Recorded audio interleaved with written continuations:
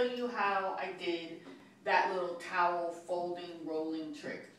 So you want to take one corner of your towel, you know, lay it out flat on a table or bed or whatever. And you want to have a nice little corner piece. See? Easy peasy. Then take this side and pull it towards you. So now, nice and neat, looks like that. Okay? So, then flip it over. That's it. We're almost there. And then just start rolling it. Roll, roll, roll. Roll it tightly. Tight, tight, tight.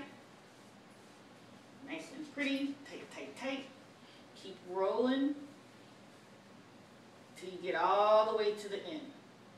Then you take this little corner piece and you just tuck it in. Ta-da! Now you have a really pretty rolled towel. And you can put it in your closet or, like you see in the other part of the video, on the shelves in your bathroom. Easy peasy. Ta-da! And you'll never believe how long it took me to learn and figure out how to do this. But once again, thanks for watching. Enjoy. Have fun.